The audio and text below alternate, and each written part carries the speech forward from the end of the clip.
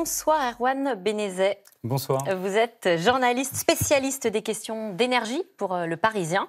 Greenpeace a mis les pieds dans le plat hier en publiant un rapport alarmant sur les déchets nucléaires en France. En gros, pour bien comprendre, on a des poubelles radioactives saturées d'uranium, de plutonium, usées un peu partout en France. Et ce que dit Greenpeace, c'est que ces déchets, eh bien, ils sont beaucoup plus nombreux que ce qu'on croyait jusqu'à aujourd'hui. Exactement. Alors, en fait, pour bien comprendre, ces déchets proviennent des centrales nucléaires. On a 19 centrales en France, 58 réacteurs en tout.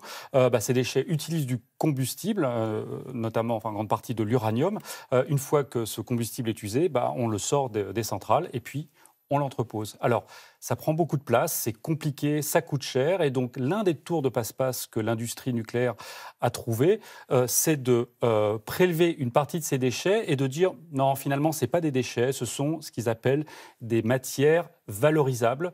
Ça veut Alors, dire est-ce que c'est vraiment valorisable? Parce que dans ce cas-là, ce ne serait effectivement pas des déchets. Ce qu'il dit, c'est que ça n'est pas valorisable aujourd'hui. En revanche, ils espèrent qu'on va trouver des technologies pour pouvoir les valoriser, c'est-à-dire les réutiliser plus tard dans les centrales nucléaires. Mais pour l'instant, aujourd'hui, non, ça ne l'est pas. Donc Greenpeace nous dit qu'il y a des déchets radioactifs qu'on a glissés sous le tapis.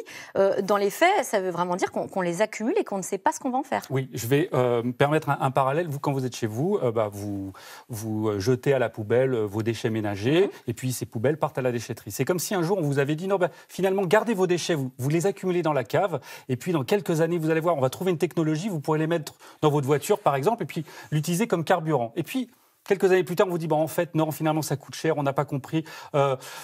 On va utiliser les voitures électriques, donc vos déchets, maintenant, il faut vous en débarrasser. Eh bien, c'est exactement la situation dans laquelle se trouve la France aujourd'hui. Avec, en revanche, des matières radioactives. C'est-à-dire donc beaucoup plus très graves. dangereuses. Donc très dangereuses. Alors, qu'est-ce qu'on fait de ces montagnes de matières radioactives? Surtout s'il y en a beaucoup plus qu'on ne le pensait. Est-ce qu'il y a assez de place pour enfouir tout ça? Puisqu'aujourd'hui, on les enfouit. Déjà, il n'y a plus de place pour ce qui est aujourd'hui considéré comme des déchets radioactifs. Le Cotentin, la Hague, aujourd'hui, les piscines de la Hague où sont entreposées une partie de ces déchets débordent. Il y a le projet CIGEO à Bure dans l'est de la France. Un immense projet, on reviendra dessus. Où on enfouira à 500 mètres sous terre les déchets. Avant même que ce projet ait abouti, on sait déjà qu'il faudrait le double de la surface pour pouvoir stocker tous ces déchets. Et en fait, ces déchets sont un petit peu partout répartis en France. Vous dites aussi que finalement, il y a des déchets radioactifs qui sont un petit peu jetés sans vraiment que ce soit officiel. Alors Qu'est-ce que c'est que cette histoire ? Alors ça, c'est encore effectivement un autre chapitre de l'industrie nucléaire. Il faut savoir que jusque dans les années 90, l'industrie nucléaire, notamment française, se débarrassait de ces déchets en les balançant par-dessus bord, notamment au large du Cotentin.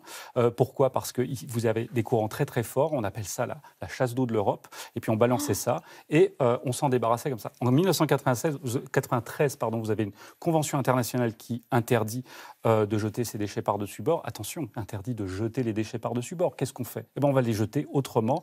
Aujourd'hui, ce sont des effluents, en partie radioactifs, qu'on jette via un tuyau qui s'enfonce dans la mer, dans le Cotentin, au large de la Hague, et qui rejette chaque année en volume de radioactivité 2,5 fois plus que tout ce qui a été rejeté dans la mer via des fûts dans les années 60 et 70. Donc vous êtes en train de nous dire qu'on balance des déchets radioactifs illégalement? Ah non, c'est totalement légal. Aujourd'hui, on n'a plus le droit de les jeter par-dessus bord. Alors c'est par-dessous. On se débarrasse. Mais c'est réglementaire. Simplement, voilà. C'est dangereux ? Alors, ce que dit l'industrie nucléaire, c'est que c'est dilué.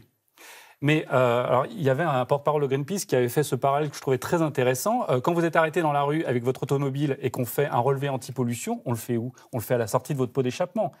Donc, ce que dit l'industrie nucléaire, c'est de dire si vous faites les relevés juste à la sortie du tuyau où vous avez tous les effluents, bien sûr, vous allez retrouver des relevés qui sont un petit peu alarmants. Mais si vous vous éloignez un petit peu, c'est dilué dans l'océan.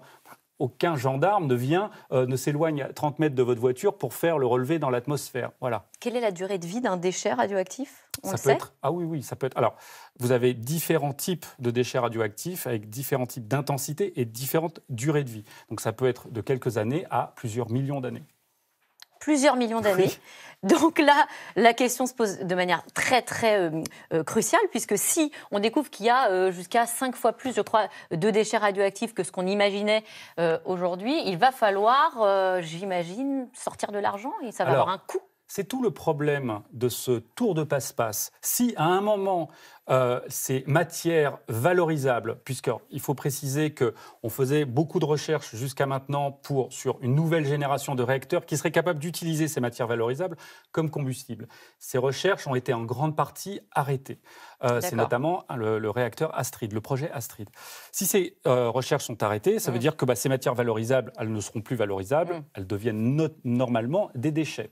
Aujourd'hui, vous avez 1,6 million de mètres cubes de déchets, 1 million l'industrie nucléaire, le reste c'est du médical et du scientifique. Et tout ça, ça coûte de l'argent pour les enfouir. Là-dessus, vous avez 300 000 mètres cubes en plus de matière valorisable. Si demain c'est considéré comme des déchets, ça coûtera à l'industrie, et c'est dans le rapport de Greenpeace, 18 milliards d'euros supplémentaires, donc 15 milliards d'euros supportés par EDF. Donc par nos impôts ? On est à la fois client d'EDF, et puis on est aussi, EDF est une entreprise d'État. Donc la question l'État va se poser. a 84% du capital, et donc en tant que citoyen aussi, c'est forcément nous qui allons payer. Bon, alors on va faire un point quand même sur la France, parce qu'on l'a bien vu, on est un pays extrêmement nucléarisé, on est, je crois, le plus nucléarisé au monde si on rapporte par nombre d'habitants. 58 réacteurs, effectivement, voilà. On produit les 3/4 de notre électricité nucléaire, donc on est là-dessus, effectivement, le pays le plus nucléarisé au monde. Est-ce qu'on va tenir nos objectifs de baisse de production, puisque ça faisait partie des objectifs qui avaient été annoncés par François Hollande, puis ensuite Emmanuel Macron? Alors, il y a eu un glissement sémantique que j'ai trouvé extrêmement intéressant. À l'époque, effectivement, où François Hollande était candidat, puis ensuite est devenu notre président. Donc, il parlait de 2025. Et puis ensuite, il a parlé d'un horizon 2025. Et puis un jour, tout ça a disparu. Et effectivement, là, on a la loi énergie-climat qui arrive et qui va officialiser le report de cette baisse à 50% à l'horizon 2035. Donc en fait, ça peut encore durer longtemps.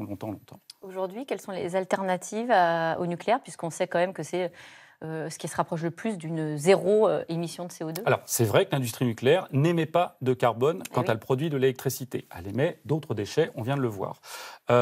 Effectivement, quand dans les années 60-70, on s'est lancé dans ce gigantesque chantier industriel, le plus grand de toute notre histoire, on sortait des 30 Glorieuses, on avait de l'argent, on n'avait pas d'accidents nucléaires connus. Enfin, il y en avait eu quelques-uns, mais c'était pas Fukushima, Tchernobyl, etc. Et puis, on n'avait pas d'alternative technologique. Aujourd'hui, on a moins d'argent, on connaît Fukushima, Tchernobyl, etc. Et puis surtout, et là je réponds à votre question, on a des alternatives. Les énergies renouvelables, vous allez me dire, ah oui, mais ça n'émet pas tout le temps, etc. Sauf que si on greffe ces énergies renouvelables à un réseau intelligent, capable de piloter, je ne vais pas rentrer dans le détail, mais effectivement, vous avez des réseaux qui demain vont être capables de piloter l'énergie, y compris avec la voiture électrique. Et du stockage au niveau industriel, que vous ayez des grandes batteries qui puissent stocker l'énergie, parce qu'aujourd'hui, l'électricité ne se stocke pas. Là, vous vous retrouvez avec une solution, une réponse qui est capable de concurrencer l'énergie nucléaire. Eh bien, merci. J'espère que vous aurez raison. Merci à vous. J'espère aussi. Erwan Benezet d'être venu sur notre plateau. Tout de suite, c'est dans l'air avec Caroline Roux qui revient sur la mise en examen de Richard Ferrand. C'est dans l'air est intitulé ce soir Affaire, Ferrand s'accroche, Mélenchon s'indigne. Bonne émission, moi je vous dis à demain.